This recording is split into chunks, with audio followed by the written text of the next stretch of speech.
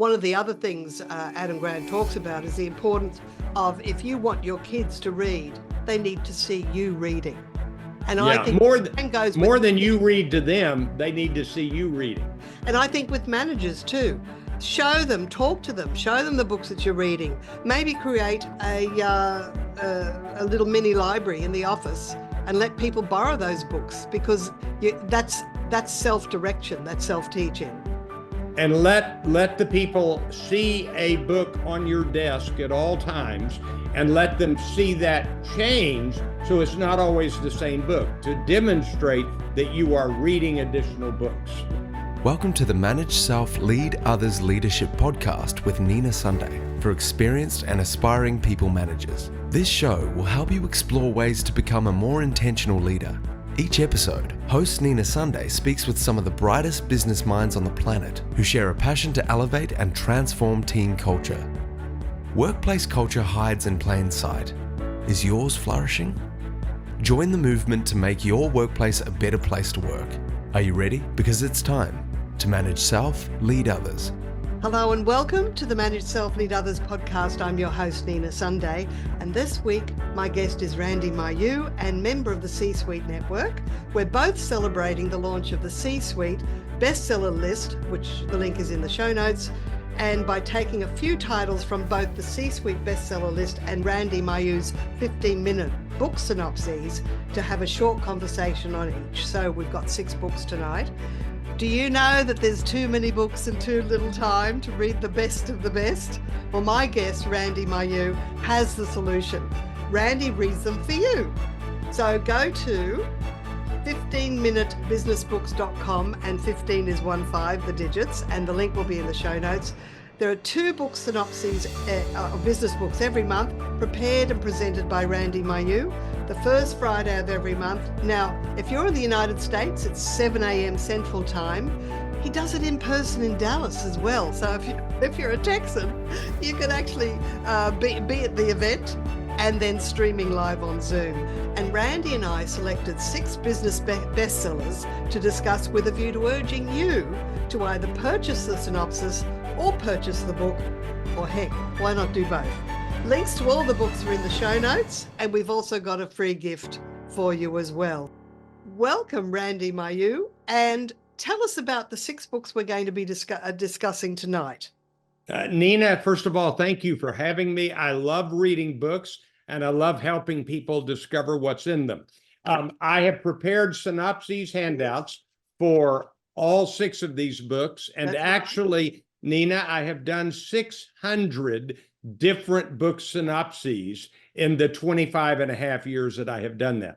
So the books we're going to be briefly discussing tonight are Right Kind of Wrong by Amy Edmondson, Elon Musk by Walter Isaacson, Mindset by Carol Dweck, Hidden Potential by Adam Grant, Atomic Habits by James Clear, Impact Players by Liz Weissman. And I just want to say, Randy, you are doing such a great service, because, look, I am an avid reader anyway, but knowing what to read sometimes is the trick. And we don't always have time to go to the book reviews, even to the bestseller lists. But the synopses draws you in. You go, I really want to read more about this. So I really recommend that people register for this and get these book synopses. Let's talk about the first one, which is very fascinating, the one about Elon Musk. Okay. Well, let me first say, from what you just said, that they have discovered through studies that the average business person only reads 4 books a year. 4 books a year. So if I present 24 and people get to read through these and even listen to my presentation, it's like getting 20 extra books. Yes. For the average person. Number 2, people read a book, but they don't know how to pull out the best key points. And I provide that. I provide the key highlighted passages, and then I end with my own lessons and takeaways. So it's really like studying a book rather than a casual reading of the book. So, So what do you want to ask me about Elon Musk? Oh, well, what's really interesting, what came up to me, I liked some of the stories that came up. I forgot that he was involved with the development of PayPal, and he always has this incredible big picture, which is he didn't want to just work on PayPal on having a good, financial package. He wanted to completely change the financial system, and he thought X was a great name to do that with. So Yeah. he's always got this. He didn't really want to run a business, but he knew that if he didn't learn about business, he would end up working for someone else. So he realized for him to do what he wanted to do, he needed to become a CEO, even though that's not what he wanted to do in the beginning. Those are the two fascinating things that popped out at me. Yeah. And I didn't have to read the book. I just had to read the synopsis to get those two snippets.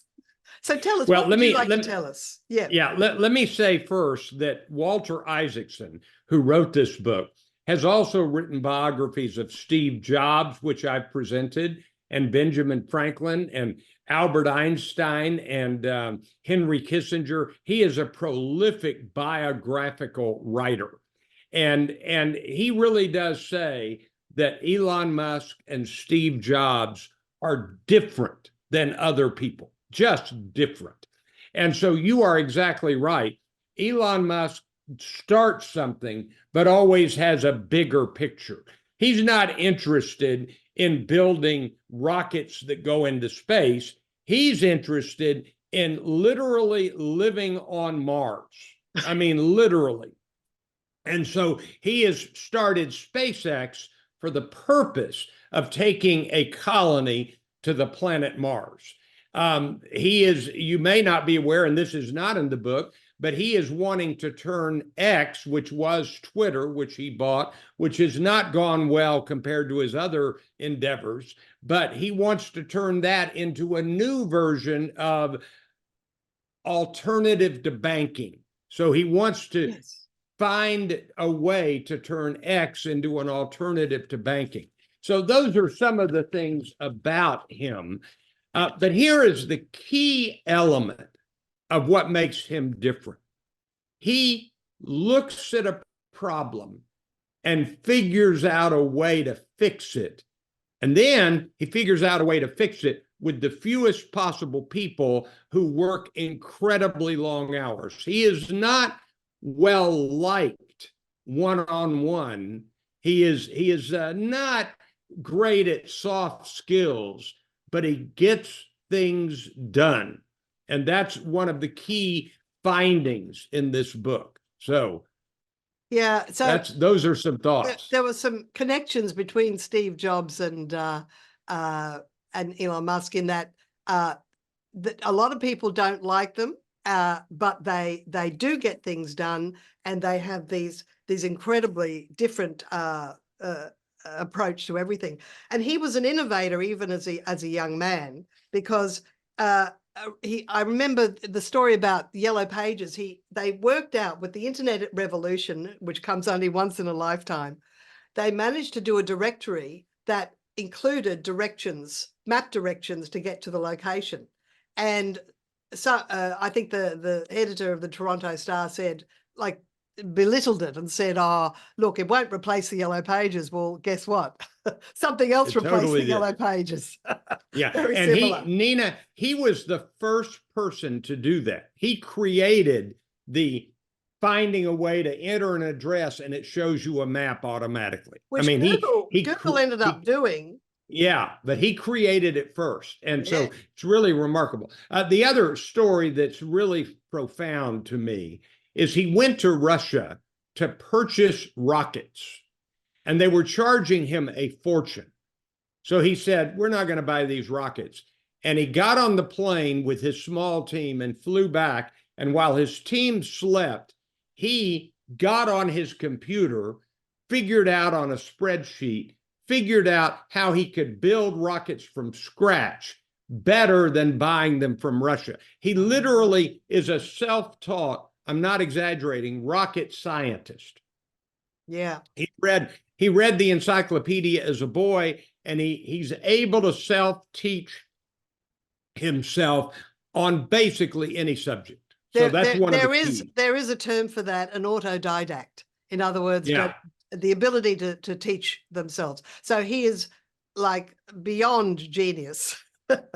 And on that, yes. yeah. So what's the bottom line with reading Elon Musk? What will the reader get out of that? Will it inspire them to self-teach themselves things that they want to learn and not be passive about things, to be proactive? Yeah, I think that one of the key findings is his incredible work ethic. He works so diligently, and so many great business leaders have the Tom Brady, Simone Biles work ethic, from the athletic arena. They work so diligently. And so that's one thing to take out of this book, is he works until he gets it done. And that's a critical factor. And we're going to find this little thread coming in some of the other books, like Liz Wiseman's book, Impact Players. She talks That's about correct. the difference between typical contributors and impact players. So Elon Musk is definitely an impact player. And also this second book that we're going to talk about, Adam Grant's Hidden Potential. That's definitely, one of the areas of showing personal initiative, and also the importance of companies teaching their people character skills, not just the technical skills of finance and accounting and technical things about their role. It's building character. So tell us more about what Adam Grant talks about, the importance of how you grow. Yeah. Well, first, let me say that Adam Grant is a wildly current, popular writer. He's written Think Again, which I think is actually his best book. And it says, if you accept something from the beginning, you don't rethink it and reponder it, and you don't think again and consider how you might be wrong, then you're going to end up off target. So that's from his book, Think Again. The best story from this book, Hidden Potential, in my view, is the inner city middle school chess team. Oh, They're yes. called the Raging Rooks. And right. What happened was this inner city students who really would not be viewed as, I'm going to be blunt about it, chess team material, And this coach, his name is Maurice Ashley, started teaching his players. And he didn't teach them in the same way as usual chess teachers. He didn't start with the beginning of a game. He started with the end of a game on how you won, and he worked backwards. And so this inner city chess team ended up winning the championship. And so the point of his book is that if you will work with people and help them discover what it is they can do, their hidden potential, with the right coach, with the right teacher, with the right opportunity, will flourish. So they've got the potential. You've got to draw it out of them. And I think it's a wonderful book to do that. And we're going to find that really mirrors what Carol Dweck is talking about in Mindset. So that we'll be getting to that. That's right. Number 6. So, and actually he does refer to Carol Dweck in his book. So you're saying recently demonstrated a growth mindset alone does little good without scaffolding to support it. So that's right. Yeah. Can you elaborate on that? Well, you've got to, it's not just a work ethic. It's not just a mindset, and we will talk about the mindset in a moment, but it is the undergirding of people helping each other. And that's part of the scaffolding. And so he tells the story in Hidden Potential of the first Black United States naval officers. They were called the Golden 13. And they had the chance, they were chosen to be potential naval officers decades ago before that was done. And none of them knew enough to make it on their own, but they literally said, hey, you know this, you teach us, and hey, you know this, you teach us. And they taught each other to make sure that they all passed the exams and made it. And so that's the scaffolding, is they helped each other and they made it to the officer corps. And every Black officer since then, and really every woman officer, because there weren't many of those, has them to thank for the work they did in building each other up and helping them discover their potential. And that's peer-to-peer learning and peer-to-peer support as well. And one of the other things Adam Grant talks about is the importance of, if you want your kids to read, they need to see you reading. And yeah, I think more than you read to them, they need to see you reading. That's right. That's right. Don't tell them you have to read books. You read books. So That's right. So they're modeling that behavior. And I think with managers too, show them, talk to them, show them the books that you're reading. Maybe create a little mini library in the office and let people borrow those books, because that's self-direction, that's self-teaching.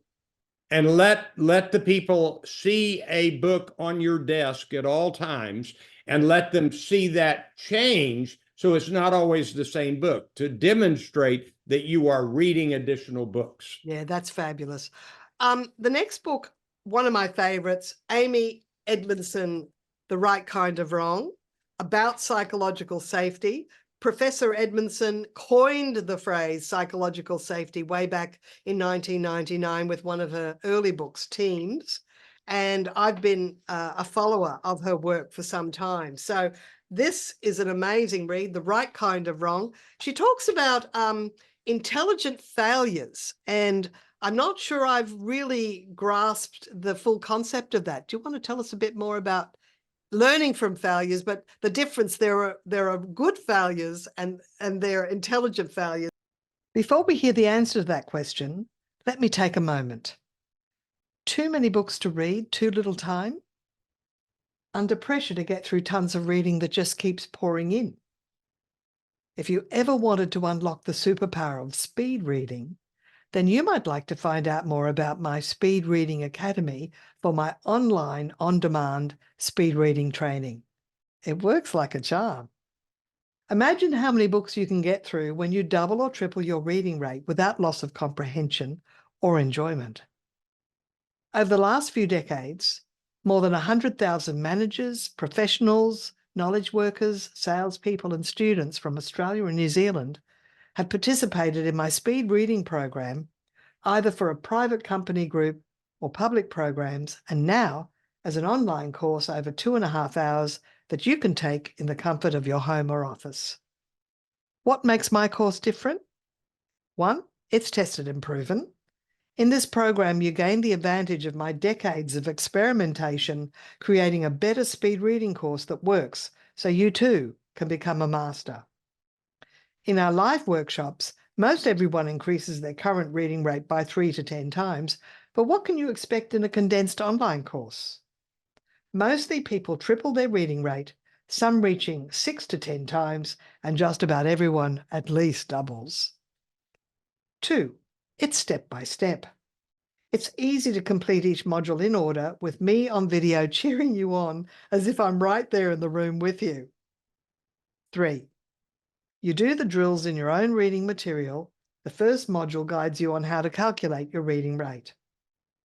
4, you can complete it in one sitting or spread one module a day over a few days. However, let me say this. Module 4 is where we do some heavy lifting.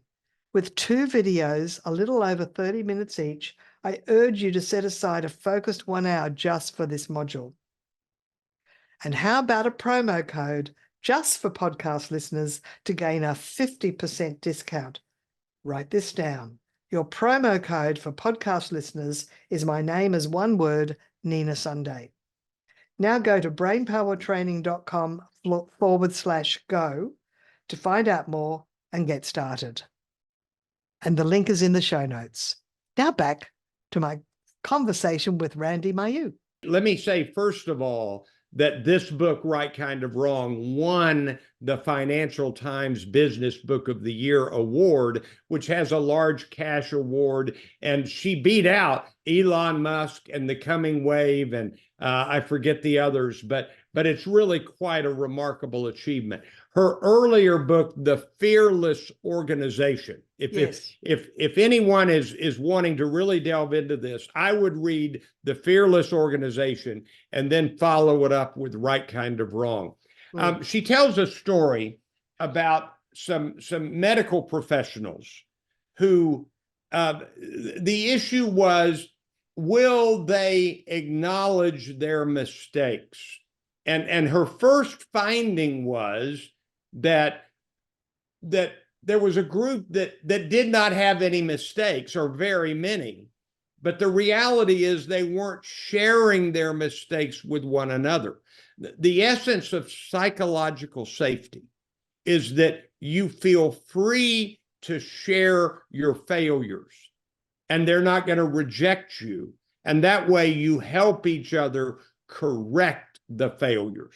That's the right kind of wrong. That is the science of failing well. When people are afraid to say, I failed here, then they hide their failures and the team does not correct them. And that's a disaster. That's right. And it's all about catching mistakes early in the piece, because they can cascade into a catastrophe. Yes. So the thing is, if you catch these early mistakes and don't belittle people, in fact, there was an example of nurses, if they gave the wrong medication, needing to hide it because they'll either be, put suspended or lose their job or be made to feel like a 2-year-old. So it's all about taking time to find out how did that mistake occur. She talks, I think it was her book, The Importance of Checklists. Yes. Because checklists for standard routine functions means that it reduces the likelihood of error, and that can really be helpful. Because I notice when I'm working with different companies, I'll ask how many people, is this process, have you got a checklist for it? They go, oh no, people just know what to do. Well, new people don't know what to do. That's right. And in the pressure of things, if you don't have a checklist, you'll forget something. Two quick comments here, Nina. One is that she discovered that better teams report more failures. Yes. And so she wondered, do better teams have more failures? And what she discovered was the better teams report them, whereas the poorer teams hide them. And the better teams are more innovative. Now, if you're innovating, you're going to have a bit of trial and error, although she talks about trial and error being a misnomer. That's right. Yeah. Now, the other thing is, you are exactly right about checklists. And the Bible on checklists is a book called The Checklist Manifesto by Atul Gawande. I presented that book years ago, and it is a really terrific book. Atul Gawande basically created the surgical checklist. Oh. So he is a medical doctor, he's a researcher, remarkable writer. And that book, The Checklist Manifesto, is really a must read for anybody who's working on projects. So because on a good day, you'll remember it, but we all have bad days. And that's when that's right. Third of the checklist, you don't even have to think. I liked one of her phrases. It's a paradox, and I think it has relevance for AI. Unfortunately, most warning systems do not warn us that they can no longer warn us. Yeah, that's exactly right. That's a great quote. So, not all failures qualify as the right kind of wrong. So what are the failures that don't serve us? Any failure that you don't acknowledge and then tackle and learn from. Right. If you try to keep it hidden, if you're so proud of yourself that you cannot admit you have failed, then that is the wrong kind of wrong. Yes. You've got to say, we failed here. By the way, Elon Musk is a practitioner of that. Yeah. Elon Musk intentionally plans his first version of a rocket ship, his first 2 or 3, to explode and crash so he can figure out why they did, so that by the 4th one, it's ready to go. So, well, I didn't know that, because we yeah, see SpaceX crash and we go, oh, it's a good thing. to him, it's a good thing, because he says the fastest way to learn how things work is to see where they fail and correct it. So I think that Amy Edmondson would agree with the concept that any failure that you don't learn from is a bad, wrong failure. All right, moving on to the next book, Atomic Habits, James Clear. A lot of people are reading this, and if you haven't read it, get started.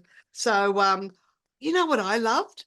I loved his exploration of marginal gains and the British cycling team. And I'll tell you something, I only found out about marginal gains when I'm an avid watcher of the Tour de France race. Okay. And the year that the British won, well, they won 5 out of 7, but one of the years that the British won, it was just one of the announcers saying, oh yes, it's all because of marginal gains. And it went over my head. And then the second time, the other presenter said, yes, marginal gains really made the difference. I'm going, what is this marginal gains? And beautifully, James Clear talks about it in his book, which is about this plus 1%. Make every day improving every little thing by 1%. So tell us about James Clear's Atomic Habits and how we can improve one habit at a time. Well, the first thing to say about this book is the New York Times puts out a monthly business bestsellers list. The C-suite list is a nonfiction list, so it's not just business books. But the New York Times does have a business bestsellers list, 10 books every month. Atomic Habits has been #1 in practically every month, including this month, since the early days of the pandemic. And I think that what happened was people in the pandemic, when they were confined to their home, started working on, and this is the thing to remember, getting rid of bad habits and building good habits. And the marginal gains in the British cycling team, for example, they learned that they needed to keep the bicycles in a pristine van covered, because any little speck of dirt could slow them down. So getting rid of every speck of dirt was a marginal gain. And you search for a tiny margin in improvement in everything that you do. So and they painted the vans white so they could see every speck of dirt inside the van. That's exactly right. And so this idea of incremental improvement is, you have to ask, what can I do to get better, and then better after that?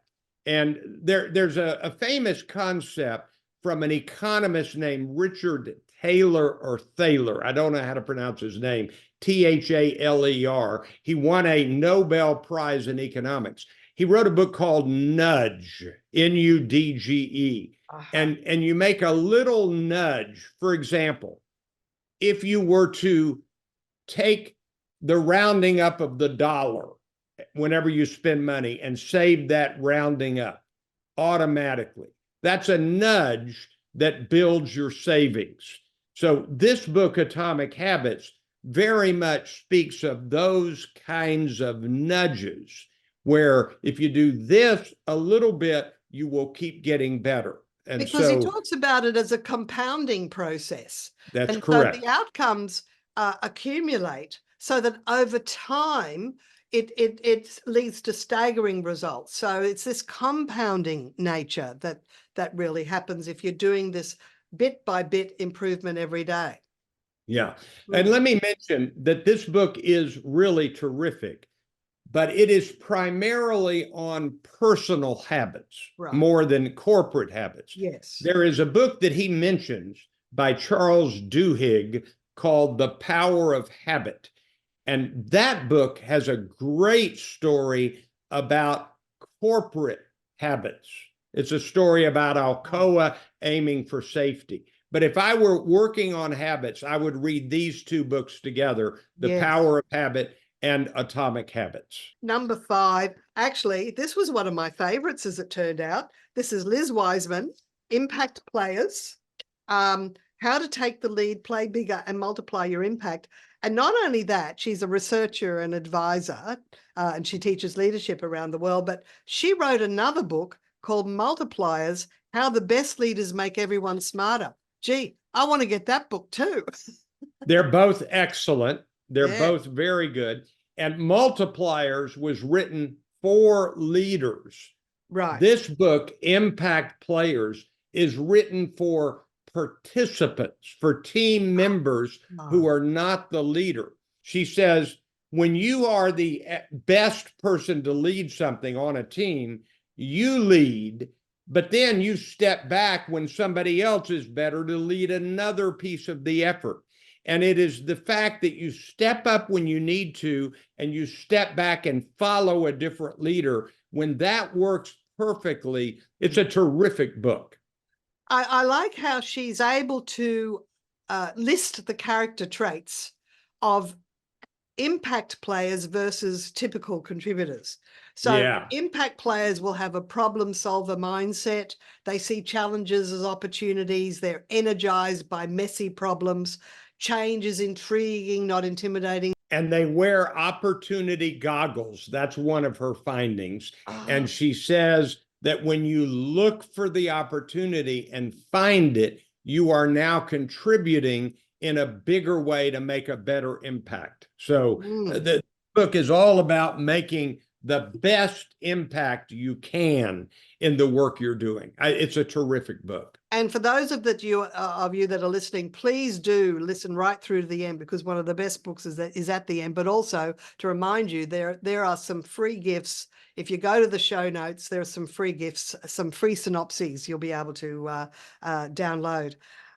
She talks about the typical contributor mindset. So this is the other side of the coin, and the behaviors that are credibility killers, such as having an avoidance mindset. So what's that? Seeing a problem and going, I didn't see, I saw nothing. Not my problem. Yeah, not my problem. Yeah, that's a big problem. Waiting for the boss to tell them what to do. Yeah. Yeah. I've had that with some junior assistants. I'll go in and I think, gee, they haven't sort of said anything for a little bit. I'll go in, they're sitting there waiting for me to just turn up instead of saying, Nina, I finished that. What else do you want me to do? Well, those people don't stay for very long, let me tell you, because they just kill their credibility. But the other big one is that typical contributors don't consider the big picture.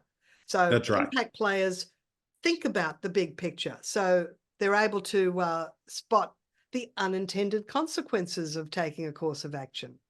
Yeah. And let me say, Nina, that people who aspire to rise in any way need to read some books that are bigger picture books, not about their job right now, but what their job might become and what the big issues are, because the big picture really matters. So she's high on that. You're exactly right. And she talks about high-performing people who are low maintenance. In other words, people that don't run to the boss with a gripe every time. In fact, the number of times people will complain, oh, that's not my job. It's like, excuse me? Do you really want to keep this job? Yeah. Nina, there's a new book by Admiral William McRaven called The Wisdom of the Bullfrog. And he has a chapter on a motto from, I think, the Army, sua sponte, of your own accord. And what it says is the people who are most valuable see a job that needs to be done. They don't ask anybody's permission. They just do it to get it done. It is of your own accord. And that would be very much a compliment to this book, Impact Players. There was a curious quote, which is, we can under-contribute by over-contributing. Yeah. And I immediately thought of sometimes these fast, loud talkers in meetings who dominate the conversation and don't allow or even defer to the others. That, I don't know what, I think they know so much, and other people, because they're not saying anything, don't know anything. And honestly, they can really, topple over or take people down the wrong path if they don't, if they don't realize they have 2 ears and 1 mouth. Some people just have 2 mouths and 1 ear. Google has a rule that somebody writes down everybody's name in a meeting, and they put a check mark beside the name every time they speak. And if the check marks are not about equal, they've not had a good meeting. They do the last book, so that and Carol Dweck's Mindset is such a classic. Tell us about its history on the bestseller list. It must have been there for years. Well, here's more importantly than how long it's been a bestseller, which it has been. There are 2 books that I see quoted in other books more than any other books. One of them is Thinking Fast and Slow by Daniel Kahneman, and the other one is this book, Mindset. It is referred to by so many authors. And if you're not aware, here's the point of mindset. Carol Dweck says that teachers, coaches, employers look at some people and say, this is how far they can go, and they can't go any further. That's a fixed mindset. And she says you need a growth mindset, that everybody still has room to grow. And so this is almost more of this marginal improvement. Everybody can become better. And so the point of the book Mindset is your mindset about believing that you can grow further and that others can grow further really does make the difference. I think it's a significant point. Okay, so we've got the free gift for people, and the link will be in the show notes. And what are the synopses in the free gift? Well, I've got to grab them. Here they are. All of these won the Financial Times Business Book of the Year award. They are, and I won't get them in the right order, right. The World is Flat by Thomas Friedman, Rise of the Robots by Martin Ford, Chip War by a man that I don't remember his name, but it's a great book on computer chips. Right Kind of Wrong by Amy Edmondson, Invisible Women, which is about how women are invisible. And that's a terrific book. And then The Everything Store about Jeff Bezos. So those are the 6 books that I have presented that won the Financial Times Business Book of the Year award. And I've put my synopsis handouts in that box folder for you. That's lovely. And so if people want to start registering for your upcoming synopses, it's 15, as in 15, businessbooks.com.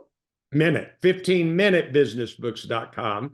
And on the homepage, there's a box where you can sign up for our email list, and you will get the Zoom link where you can watch from anywhere in the world. And you will then get the handouts emailed to you the day before, so you can download them and follow along as I speak. And the Zoom link of your in-person presentation at a location in Dallas, Texas, USA.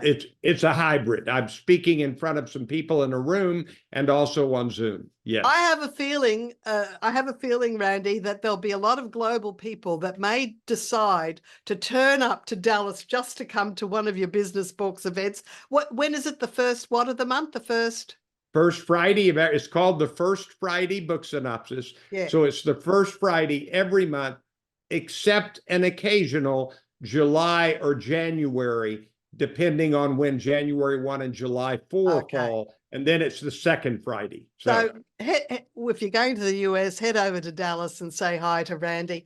Randy, you are a walking encyclopedia. And that is a big compliment in my books. Well, thank you, Nina. You've been a wonderful host and questioner, and I've enjoyed this very much. Thank you. Thank you. Thank you so much. All the best. Thanks for joining us here on the Manage Self Lead Others podcast. I'm your host, Nina Sunday. My guest this week was Randy Mayeux, member of the C-Suite Network. We were celebrating the launch of the C-Suite bestseller list. As well, Randy does book synopses 2 every month. So we've got a free gift for you in the show notes. So make sure you go there to get the link, and you can download 6 business synopses free of charge. It was a pleasure talking to Randy Mayeux today, and until next time, enjoy good things.